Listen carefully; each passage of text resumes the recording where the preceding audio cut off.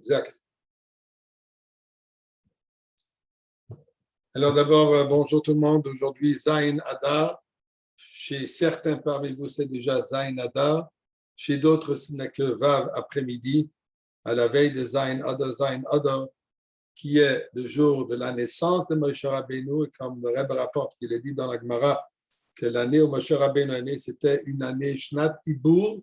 Donc, il est né le 7e jour du premier Adar Aleph. Donc, attendez, comme il y a marqué Yom que les journées de la vie de Moshe Rabbeinu étaient de jour à jour 120 ans. Donc, si c'est pas 100% clair que l'année où de la disparition de Moshe Rabbeinu, si c'était aussi Adar Aleph ou Adar Bet, ou c'était peut-être jusqu'une année, pas une Shnat Ibour. Mais ceci, c'est pas ça ce qui est le plus important. C'est important de savoir qu'aujourd'hui, c'est le jour de la naissance et l'élévation, pour dire, de Moshe Rabbeinu. Moshe Rabbeinu qui a quitté, physiquement, il a quitté ce monde, comme il y a marqué chez Yaakov Avinu, Yaakov Lomet. Ceci est dit aussi par rapport à Moshe Rabbeinu, Moshe Loimeis, que Moshe n'est pas décidé. Même qui a marqué que Dieu lui a dit de monter dans la montagne, allonge-toi, il l'a embrassé, ainsi de suite. Malgré tout ça, il a marqué le passage de dire le Yoda Ish Eskevura Soy Ad Hayom Hazeh. Et personne connaît la Kvura, l'enterrement de Moshe Rabbeinu jusqu'à date. Il faut voir un peu la précision des paroles ici. Il n'y a pas marqué que personne connaît l'endroit de la Kvura de Moshe Rabbeinu. C'est qu'il y a marqué qu'on ne connaît pas la Kvura de Moshe Rabbeinu. Veut laisser sous-entendre qu'on ne parle pas de l'endroit. Ce n'est pas ça ce qui est important, c'est qu'on connaît l'endroit ou non. Ce qui est important de savoir que le concept que Moshe Rabbeinu décède, c'est quelque chose que nous ne comprenons pas. Pourquoi? Parce que, comme on dit, Yaakov Lomet, il n'est pas décédé. Alors, comme la Gemara nous dit, pourquoi ils ont fait toutes les procédures, le processus qu'on fait habituellement à une personne qui est décédée, puisqu'ils pensaient, ils imaginaient qu'il était décédé. Donc, comprendre la vie de Moshe Rabbeinu, on ne la comprend pas. Tout ce qu'on sait que Moshe hu Goel Rishon, hu Goel Acharon. Moshe Rabbeinu, c'est celui qui nous a libérés, notre premier délivreur, qui nous a délivrés de Mitzrayim. Le même Moshe Rabbeinu spirituellement, pas Begash Miyut, et même pas de la même tribu, puisque Moshe Rabbeinu, il est Shevet Levi, et Mashiach, il est de Shevet Yehuda. Mais c'est l'âme de Moshe Rabbeinu qui s'élève encore à un niveau supérieur de ce qu'il était à l'époque. Il se manifeste, il se dévoile dans le corps de Mashiach et qui vient pour nous libérer, pour nous délivrer de ce galout. Et c'est certain que nous espérons que ceci s'avère déjà aujourd'hui même. Ce que j'ai choisi d'étudier aujourd'hui, nous sommes à la parasha Tetzaver. En Tafshin Nun Bet, Yudaled Adar Rishon, donc la veille de Purim Kodem, Yudaled, oui, je crois que c'était, le Rebbe, le matin, le Rebbe a annoncé qu'il veut distribuer un mamar ce soir. Et le mamar qu'il avait choisi pour distribuer, c'était ce mamar que vous voyez devant vous, comme vous le savez. Et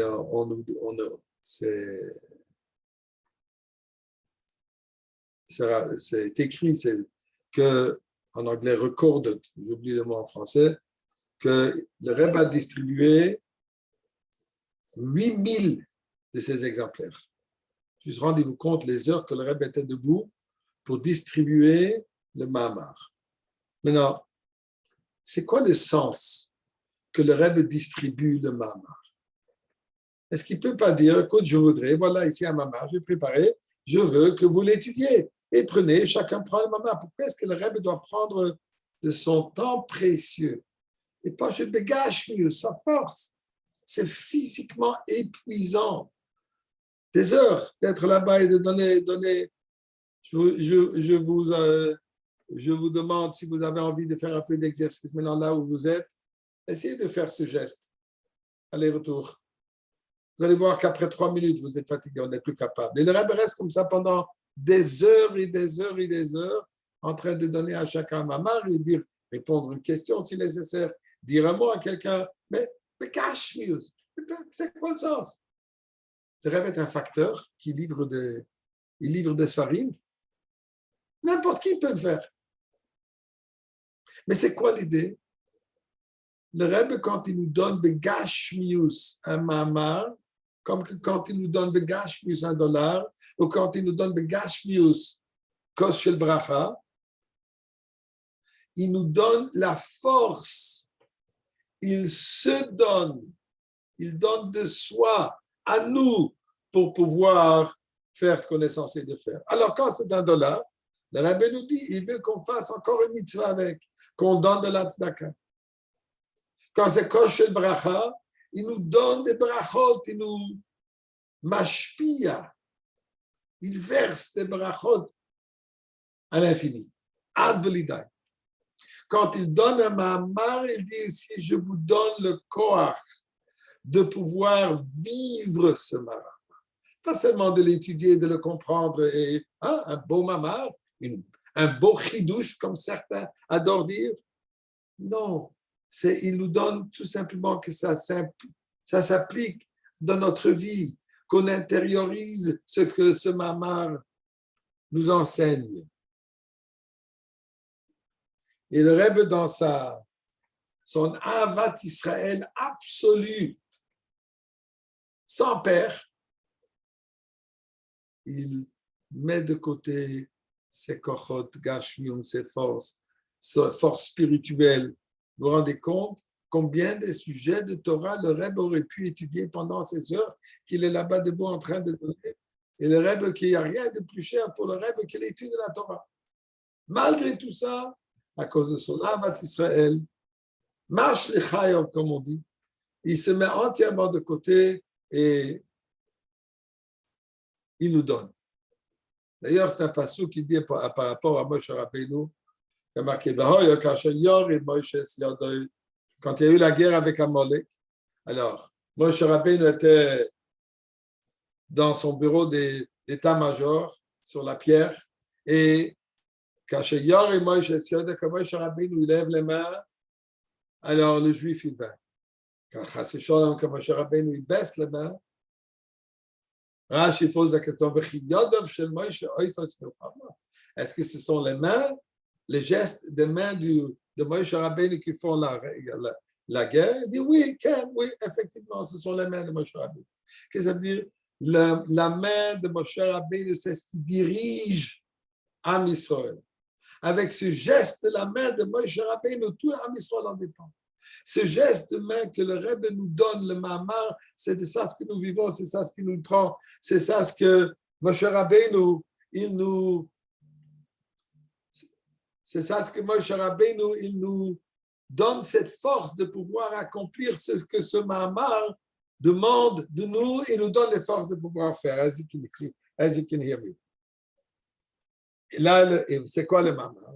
Et d'ailleurs, ceci, c'était 2 semaines avant la tragédie de Chov Zayin Adar. Chov Zayin Adar, où le Rebbe, malheureusement, a eu ce qu'on appelle le stroke. J'oublie comment ça s'appelle en français. Et depuis qu'on n'entend plus de Mamarim de Rebbe.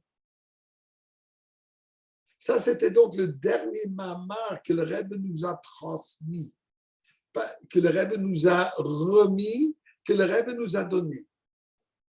Et si on peut mettre le mamar dans un mot, le mamar est tout comme le Rebbe nous nourrit de la Emouna. La foi absolue que nous possédons, elle vient, elle se fortifie, elle devient réelle, elle devient notre Emouna, pas une Emouna, une foi superficielle, mais une Emouna concrète, réelle, ceci vient par le Rebbe, par Moshe Rabbeinu. Et comme il finit plus loin dans le mamar, que ceci amène que ça soit éternel. Alors, regardons un peu le mamar. Bien sûr, on ne pourra pas passer tout le mamar. C'est un long mamar de 11 prakim, 11 chapitres, mais juste pour prendre un tout petit peu, quelques lignes du mamar. Alors, le mamar, il s'appelle Va'ata Tetzaves B'nei Israël. Je m'excuse. Va'ata Tetzaves B'nei Israël. La paracha de cette semaine. Dieu dit à Moshe Rabbeinu, Va'ata et toi. Qui toi? Toi, Moshe Rabbeinu. Tetzaves B'nei Israël, tu vas donner l'ordre au peuple juif. Qu'est-ce qu'ils vont faire? V'yikro elecha shemen zaïzor. Et ils vont, je m'excuse, je n'arrive pas à faire ça comme il se doit. J'espère que vous me suivez. Je vais faire comme ça. V'yikro elecha shemen zaïzor, qu'ils amènent pour toi de l'huile d'olive pure, kassis la moël, brisée et concassée pour illuminer, le haloisner tamid, pour illuminer la menorah pour qu'elle brûle éternellement. Et le Rebbe, ça c'est le passouk, le premier passouk de la paracha de cette semaine de Va'at Tetzav. Puis dit le Rebbe, on connaît les différents. S'il y a quelqu'un qui peut m'aider, me dire qu'est-ce que je dois utiliser pour pouvoir souligner. OK? Et on connaît les questions, les détails qui sont posés sur ce passouk. À tous les commandements de Dieu, chez Torah qui a dans la Torah, Neymar, là, il nous dit, Tzaves B'nei Israël. Là, le pasuk nous dit, Tzaves B'nei Israël. Et ici, il y a marqué, Va'ata Tetzaves B'nei Israël. Pourquoi la différence entre Tzaves B'nei Israël, commande, ou Tetzaves, tu vas commander B'nei Israël. Tu vas ordonner. Alors, il suffit de pour ajouter,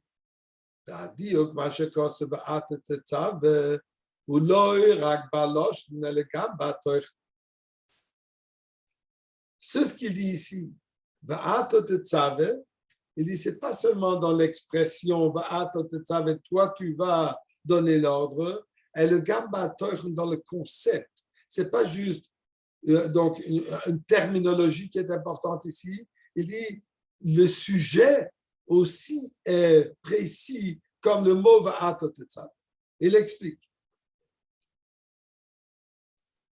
De là, Va'ata Tetzav mashma, quand il dit Va'ata Tetzav, ceci, je m'excuse, ça doit vous déranger, je ne sais pas, je suis désolé. De là, je vais faire juste comme ça. Est-ce que, si quelqu'un peut me répondre, est-ce que vous pouvez voir quand je fais signe sous les mots? Avec la petite étoile? Oui, on vous voit. Vous voyez l'étoile? On voit the highlight. It's better when it's highlighted. Maintenant, on ne voit pas? Maintenant, tout est highlighted. D'accord. Oui, mais quand je fais comme ça, quand je bouge, ça va? Oui, c'est parfait. Okay. C'est bon. Yeah. La terminologie. Que Dieu dit à Moshe Rabbeinu, mashma, ceci nous laisse entendre, sous-entendre, chez Moshe ou Hametzav. Quand il dit Va'at Tetzav, ça veut dire quoi? Que toi, Moshe Rabbeinu, c'est toi qui vas donner cet ordre. La question qui se pose, il faut comprendre. Hare Moshe hu shaliach limsor li Yisrael es tzivah kodesh baruch hu. Moshe Rabbeinu, il n'est que l'émissaire. Pas que. Moshe Rabbeinu, il est l'émissaire de transmettre l'ordre, la mitzvah que Dieu lui dit de transmettre. Pourquoi est-ce qu'il dit Va'ata Tetzav? Ce n'est pas lui, Moshe Rabbeinu, qui donne l'ordre, c'est Dieu qui donne l'ordre. Mais quand on dit Tzaves B'nei Israël, on peut poser la question là-bas aussi. Mais particulièrement, s'il dit Va'ata Tetzav, toi, tu vas ordonner. Moshe Rabbeinu n'est pas celui qui ordonne, c'est Dieu qui ordonne. Gam tzorich lahavin. Une autre question, il faut un autre sujet, il faut comprendre. C'est ce qui a marqué. V'yikru elecha. Ils vont prendre v'yikru, ils vont prendre elecha vers toi. Qu'est-ce que ça veut dire? Sheyoviu Hashem el Moshe. Ils vont apporter l'huile, ils vont l'apporter directement à Moshe Rabbeinu. De l'Ochoura, il pose la question, a priori, qui allume la menorah? Ce n'est pas Moshe Rabbeinu qui a allumé la menorah.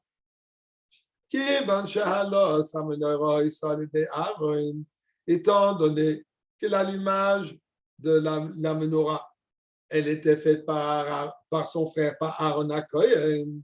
Alors, si c'est ça le cas,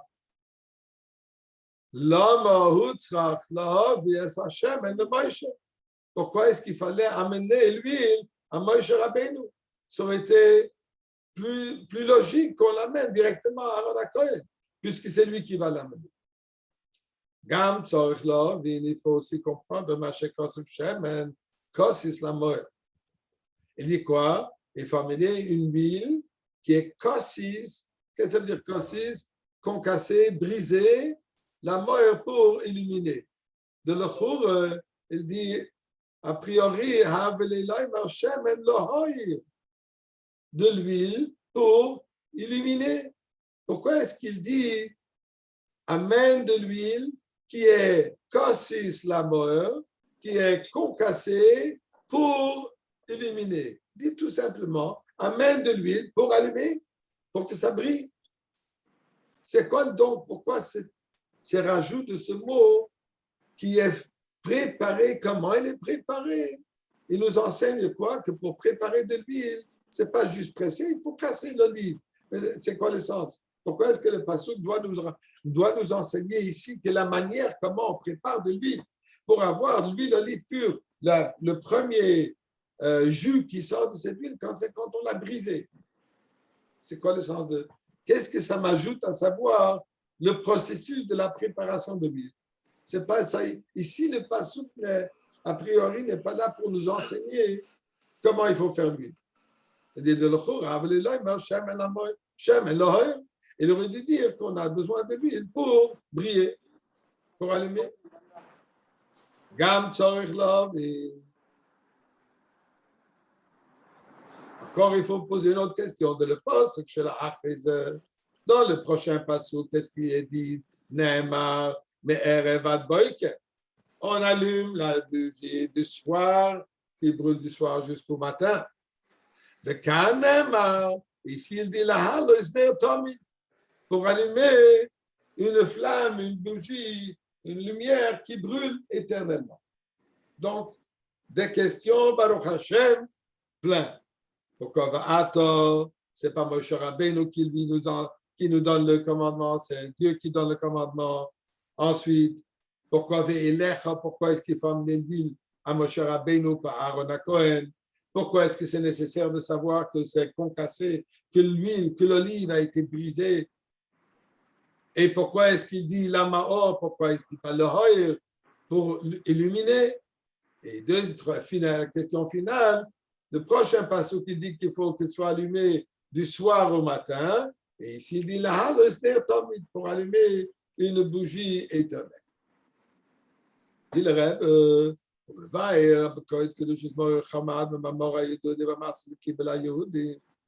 dans le Mama que le Reb précédent, il a dit intitulé Kib et la Yehudim, fait part de la Megillah, il y a marqué Kib et la Yehudim, c'est l'âme Israël. Ils ont accepté sur soi, ils se sont engagés. Alors, c'est comme il y a marqué Kib, le Maché Kim, ou Maché Kiblu Kfar. Là, il y a marqué Kim ou Kiblu. Qu'ils ont, l'âme Israël, ils ont accepté, ils se sont engagés comme un Matan Torah. Shenem, que le Mama, que le Rebbe précédent a dit pour une Katan dans l'année Tofresh Pezaïm, ça c'était l'année où le Rebbe précédent a été mis en prison, a été arrêté et mis en prison et ensuite à Castrama, ainsi de suite. L'histoire de Yud Beis Tammuz, la Goula, la fête de Yud Beis Tammuz, dans le Mamar qu'il a dit ce Purim, juste avant le fait qu'il s'est fait arrêter. a dit dans le mamar de Tzivoui. Qu'est-ce que veut dire Tzivoui? Le mamar, la Tatetsan, tu vois? Le mot Tzivoui, Tetzav, En plus, Zilberstein, de Montréal. Mamar, c'est bien. Si ça vous dérange pas de fermer. Merci beaucoup. Et chers amis, si ça vous dérange pas de fermer vos micros. Oui, ça fait pas part du mamar. Ça, c'est pas dit dans le mamar. Le Rebbe n'a pas dit le mamar dans le micro. Ce mamar du Rebbe précédent. Elle est de Tzivoui. Le mot Tzivoui, Tetzav, veut dire Tzav, ça veut dire.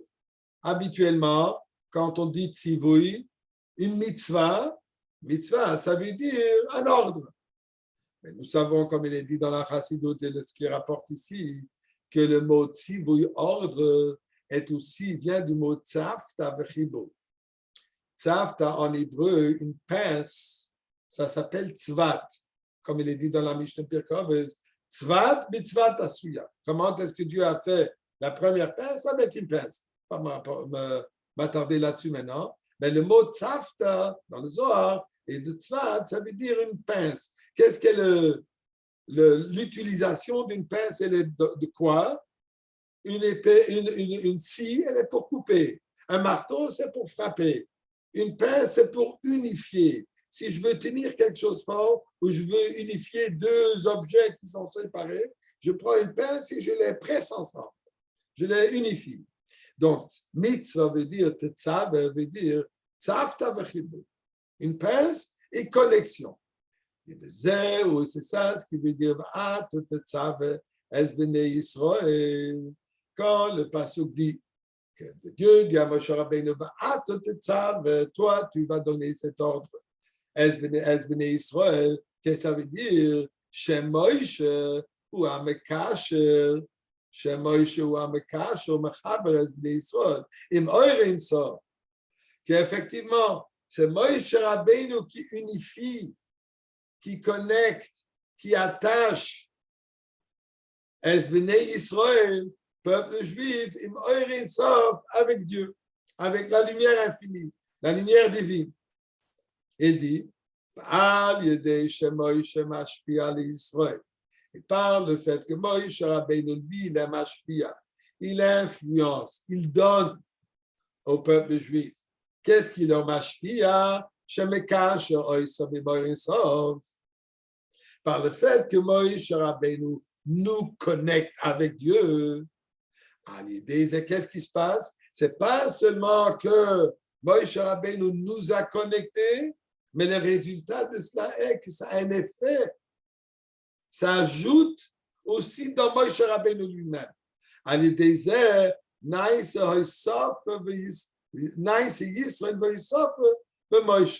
Par cela, par le fait que Moïse Rabbeinu nous connecte avec Dieu, ceci ajoute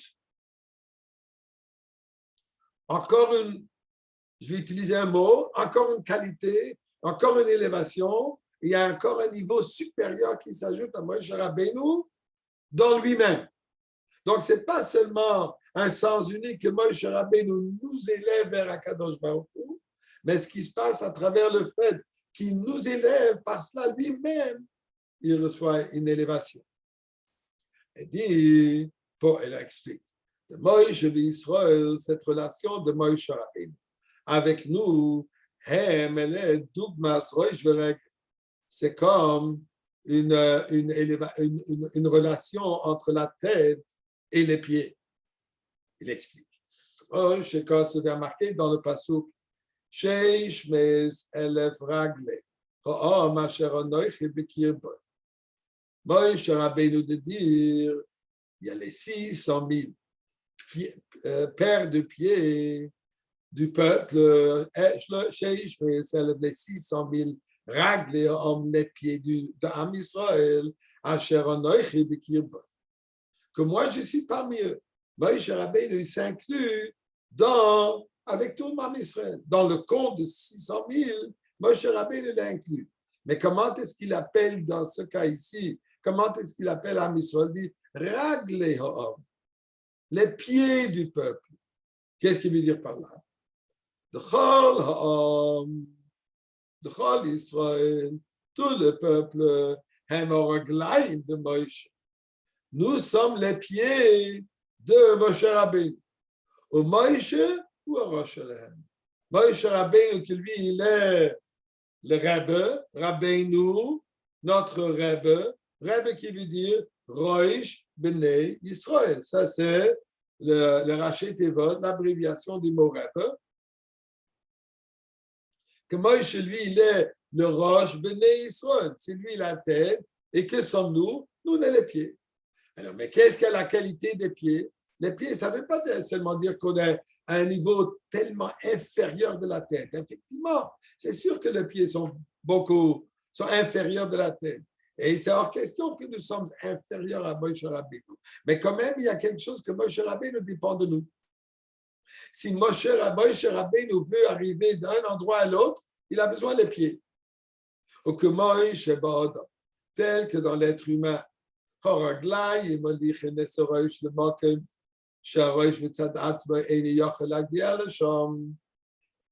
la tête veut atteindre, veut arriver quelque part, on veut arriver chez le Rebbe, on veut arriver au Beis Hamikdash, on a besoin de pieds. On ne peut pas s'y rendre juste d'une manière intellectuelle, on ne peut pas s'y rendre juste d'une manière en réfléchissant. Non, si on veut être concrètement, il faut y aller. Comment on y va? Prends les pieds. On va avec les pieds, que Moïkain, alors dans le même sens, il dit, dans le même sens, tel que les pieds de l'être humain, c'est les pieds qui transportent la tête. De la même manière aussi, c'est la relation entre Moïse Rabbeinu et Israël. Charles Israël, que par nous, Am Israël, nous sommes les haraglaim de Moïse, nous sommes les pieds de Moïse, mais Toïsef, Ilouï de Moïse. Par cela s'ajoute, c'est rapproché. Les pieds veulent m'amener chez le Rebbe. Pour que ma tête y arrive, il a besoin de mes pieds. Sinon, je reste là où je suis. Donc, qu'est-ce qui s'est passé maintenant?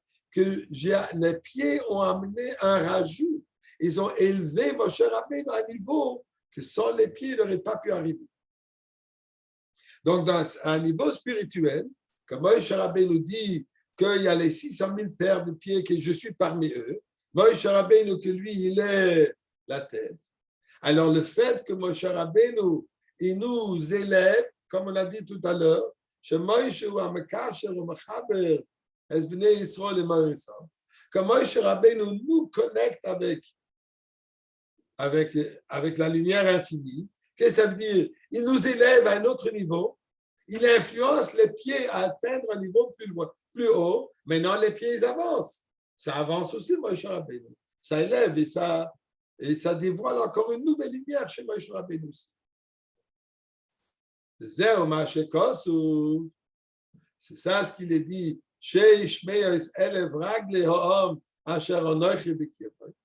Ça sont les 600 000 paires de pieds que je suis. Moi, Moshe Rabbeinu dit que je suis parmi eux.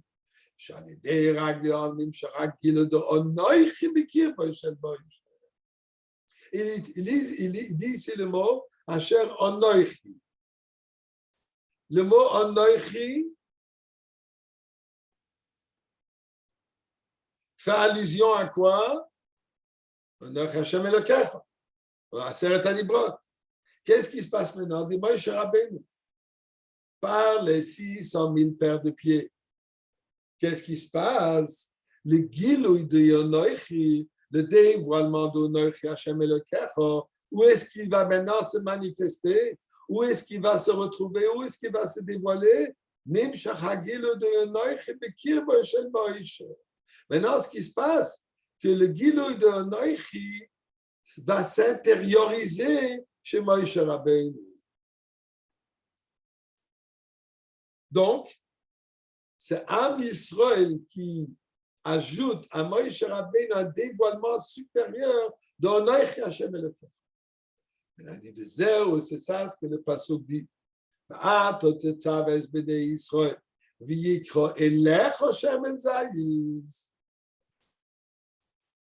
Que Dieu dit à Moshe Rabbeinu, toi tu vas les connecter. Et qu'est-ce qui va se passer? Par cela, ils vont t'amener à toi.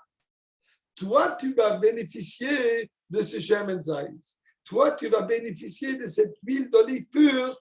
Et comme il va expliquer plus tard, c'est quoi le concept de cette huile?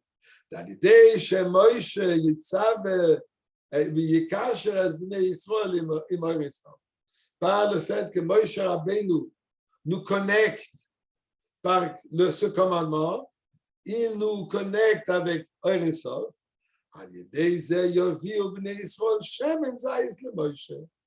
C'est par cela que nous ajoutons, nous amenons du Shemen Zayis le Moïse, comme il dit,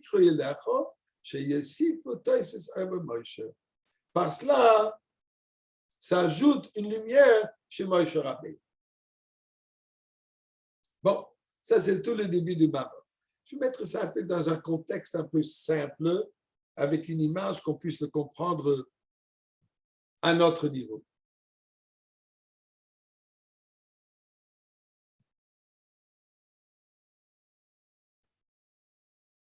Moïse Rabbeinu, il fait quoi? Rabbeinu, c'est notre maître. Maître, c'est quoi? Il nous enseigne. La vie de Moïse Rabbeinu, elle est quoi? De nous enseigner la Torah et de nous accrocher à Dieu. Quand Moïse Rabbeinu, il fait un Fabrengen, Moïse Rabbeinu, il partage des sujets de Torah. C'est quoi ce Fabrengen? C'est quoi ces sujets de Torah qu'il partage? Ce n'est pas juste un sujet intellectuel intéressant, étudié, qui, waouh, c'est extraordinaire, quelle belle pensée, quel beau chidouche, quelle belle compréhension dans un sujet. Toujours, ça vient quoi? Avec Tachlis. Qu'est-ce que ça va ajouter en nous dans notre rapprochement avec Dieu? Moïse Rabbeinu, ce n'est pas un enseignant qui enseigne des sujets. Moïse Rabbeinu, ce n'est pas un système informatique qui transmet de l'information. Moïse Rabbeinu, qu'est-ce qu'il fait lui? Il nous élève. Moïse Rabbeinu, c'est celui qui est le Memutza Machaber. C'est celui qui connecte Am Yisraël avec Dieu. Comme il y a marqué à Matan Torah, Dieu dit, Dieu dit à Moïse Rabbeinu, assure-toi que personne ne se rapproche de la montagne. Si quelqu'un va se rapprocher de la montagne, est trop proche, il ne pourra pas vivre puisque Dieu est présent, comme dans le cas de Shakadosh. Si quelqu'un rentre, à part le Kohen Gadol, à part Yom Kippour, à part s'il est au niveau le plus élevé, c'est quelqu'un qui est étranger à cette réalité. Qu'est-ce que c'est lui qui est étranger à ce niveau de Kedusha, il ne peut pas vivre. Pourquoi? C'est un niveau un dévoilement qui est au-delà de toute possibilité de récipient. Moïse Rabbeinu, il a pu monter quelques marches. Qu'est-ce que ça veut dire? Moïse Rabbeinu est celui qui est en lui. Il est capable de recevoir ce dévoilement divin absolu et en même temps le transmettre à nous à notre niveau. Ça, c'est un maître. Ça, c'est un rêve. Un rêve, c'est celui qui peut prendre le sujet que j'ai besoin de comprendre et il puisse le transmettre à mon niveau. On regarde le Fabrengue du rêve avec tous les sujets les plus profonds qu'il discute, que ce soit dans la Gemara, que ce soit dans la Lacha, que ce soit dans la Kabbalah, dans la Chassidut, à tous les niveaux, toujours ça revient à quoi?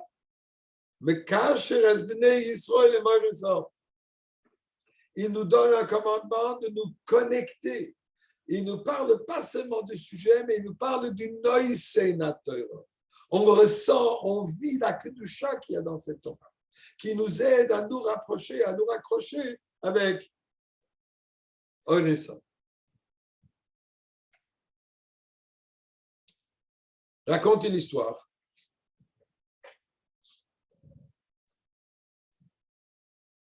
un dimanche, le Rebbe est déjà debout pendant des heures en train de distribuer les dollars et les brachot et les conseils et tout ce qui vient avec. C'est inimaginable tout ce qui s'est passé pendant ces moments. Chaque personne qui est passée, c'était une chidoute personnelle et comme tout le monde en connaît des histoires et des histoires. On raconte une histoire qu'un jour il y avait une femme, voilà comment moi je l'ai entendu, une femme qui était de Toronto, une femme d'un certain âge, qui a attendu pendant un moment assez long en ligne pour arriver à recevoir sa bracha et son dollar du Rebbe. Et quand elle se rapproche du Rebbe, elle s'excuse. Il dit, Rebbe, je m'excuse que je vais dire, elle a parlé un yiddish un peu allemand. Elle dit, je m'excuse que je vais vous dire ce que je vais vous dire, mais je le dis du fond de mon cœur comme une maman juive parle. Il dit, Rebbe, moi, j'attends 1 heure et demie ou 2 heures, je ne me souviens pas exactement l'heure qu'elle a dit. Et je suis déjà épuisé, je suis fatigué d'attendre si longtemps. Rebbe, vous êtes déjà ici des heures. Et comme je vois la ligne qui est en train, encore derrière moi, vous allez être ici debout encore des heures. Ça vous fatigue. Pourquoi est-ce que vous restez debout? Asseyez-vous. Et je vous garantis, je suis sûr et certain, je suis persuadé que personne ne sera vexé par le fait que vous allez leur donner le dollar quand vous êtes assis. Pourquoi vous fatiguez? Elle dit ça, je dis ça du fond de mon cœur comme une maman haïe des chemins, comme une maman juive.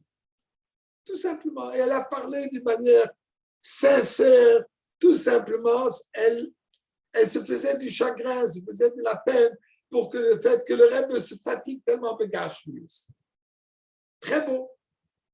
Et le Rebbe devait répondre la chose suivante. Peut-être vous êtes au courant que quand on compte des diamants, et j'ouvre et je ferme une parenthèse, apparemment, cette femme, son mari est un diamantaire et elle travaille avec son mari et son travail apparemment avec son mari est exactement ça qu'elle comptait les diamants. Ça, c'est son métier, ça, c'est son travail. Et alors, le Rebbe dit, quand on compte des diamants, je ne sais pas si vous avez vu une fois comment on compte des diamants. Personnellement, je l'ai vu.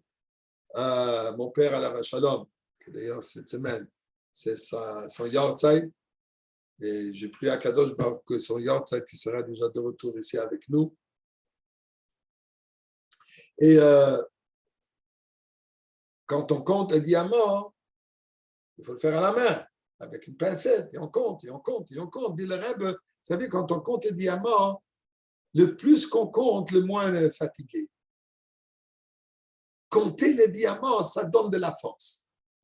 Lui dit le Rebbe, pour moi, chaque personne, chaque juif qui passe devant moi, c'est un diamant qui m'ajoute de la force, qui me donne de la force. Donc, au contraire, le plus des gens qui viennent, le plus ça me donne la force.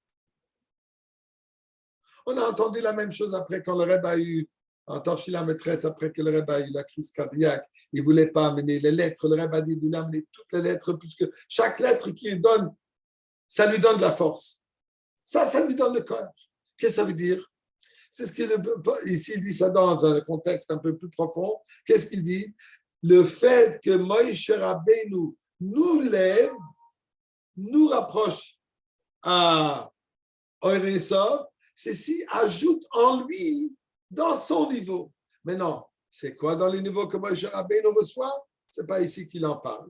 Mais c'est cette idée qu'il nous rapporte ici. Il est déjà 3 heures. Juste quelques paroles ici pour prendre ici la suite, parce qu'on n'aura pas le temps de finir. Je pensais qu'on va faire 2 chapitres, mais on va s'arrêter. 3. Et dire le Vaïe, pour comprendre cela, pour expliquer cela, le Rebbe précédent introduit d'abord de le Mama, qui est Moïse Rabbeinu, Moïse Rabbeinu Nikre Mayemem. Moïse Rabbeinu, il est appelé le berger de confiance. Il y a deux explications dans ce terme, Raya Mehem. En général, la traduction simple de Raya Mehem veut dire Raya qui veut dire un berger, Mehem que Dieu lui fait confiance. Comme il y a marqué, elle leur explique. Il y a des explications. Une explication, que lui, il est le berger de confiance d'Am Israël. C'est-à-dire que Moïse Rabbeinu, il nous dirige. Moïse Rabbeinu, il s'occupe de nous. Moïse Rabbeinu, comme il a fait dans le Midbar, il nous a donné la Torah, mais en même temps, il nous a donné la nourriture. En même temps, il nous a donné la boisson. En même temps, il s'est occupé de nos vêtements. En même temps, il s'est occupé de tout le besoin. Il y a une guerre, il s'occupe de la guerre. Tout ce qu'il a besoin, il s'occupe de nous. Donc, c'est un berger de confiance que Dieu dit, je lui fais confiance, il va s'occuper de tout. Ça, c'est une explication. La deuxième explication est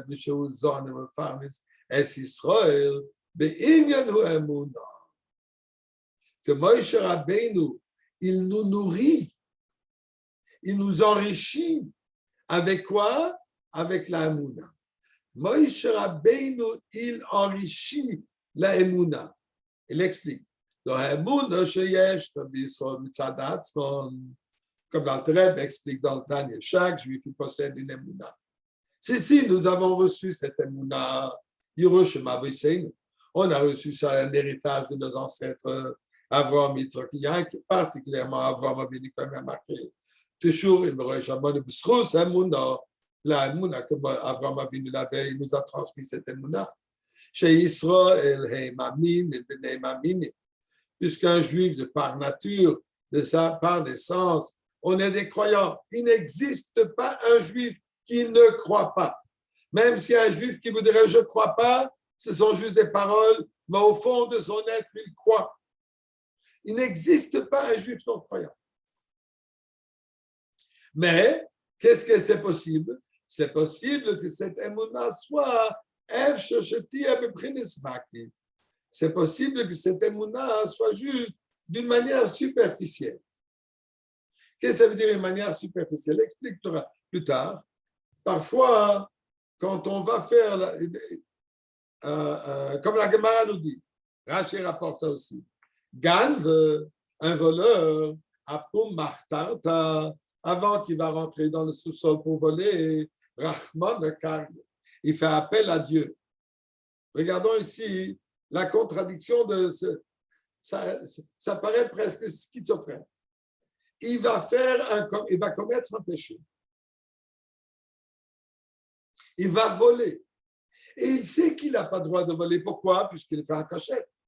Si c'est quelque chose qui lui est dû, si cet argent ou cet objet qu'il va voler lui est dû, il ne va pas le faire en cachette. Et il le fait en cachette comme un voleur. Pourquoi? Puisqu'il sait que ça ne lui appartient pas. Il sait que c'est quelque chose, s'il va se faire attraper, il aura un prix à payer. Alors, qu'est-ce qu'il fait? Rahman Akar. Il se tourne vers Dieu. Il dirait, je t'en prie, aide-moi que je réussisse dans mon péché. Mais ça n'a pas de sens. Comment est-ce que tu vas demander à quelqu'un, aide-moi à faire ce que tu ne veux pas que je fasse? Alors, si tu as l'Emouna, pourquoi tu voles? Tu voles, comment tu peux éprouver l'Emouna? Mais ça veut dire que cette Emouna qui est superficielle. Elle n'est pas intériorisée, ce n'est pas devenu une Emouna qui est réveillée dans moi.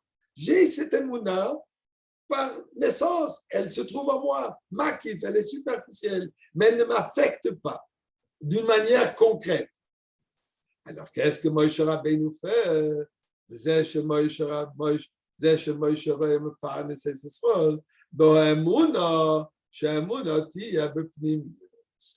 que Moïse Rabbeinu nous nourrit, c'est ce que Moïse Rabbeinu accomplit, c'est ce que Moïse Rabbeinu nous ajoute, que cette émouna devienne une émouna intérieure. Qu'est-ce que ça veut dire? Ça devient une émouna intérieure, qu'elle se manifeste et qu'elle m'affecte d'une manière positive. À faire quoi? Bien sûr, à me rapprocher de Rebbeinu Shalom.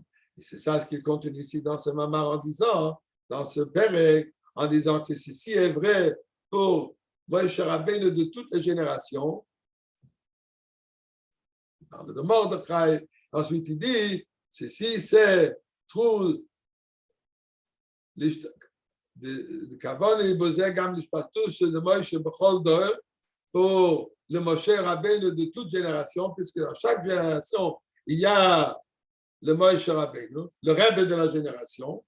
Et qu'est-ce que ce Rebbe fait? Qu'est-ce que le Rebbe fait? Il nous nourrit, il nous amène que cette émouna qu'on a, elle soit intériorisée et qu'elle se traduise en notre vie réelle. On va s'arrêter ici, puisqu'il est déjà 3 heures passées. Alors, on se souhaite que ce Zayin Adar, on voit déjà Moïse Rabbeinu, et je crois que ce sera une belle image, pas je crois, je suis persuadé, ce sera une belle image de voir Moshe Rabbeinu, qui lui, il est Goël Rishon, c'est lui qui nous a sorti d'Égypte en premier. Moïse Goël Achron, Moïse qui va se manifester comme dans l'image du Rebbe, puisqu'il a marqué que c'est la même âme, pas de la même tribu. Moïse Rabbeinu et Shevet Levi, comme on a dit tout à l'heure, et Mashiach et le Shevet Yehuda, mais ce sera beau de les voir ensemble. Moïse Rabbeinu et Mashiach lui-même, le Rebbe Melech HaMoshiach qui va nous délivrer et on va se retrouver tous ensemble aujourd'hui même dans le Beis HaMikdash. Là-dessus, on se dit rendez-vous immédiatement au Beis HaMikdash. Bonne journée, mes chers amis.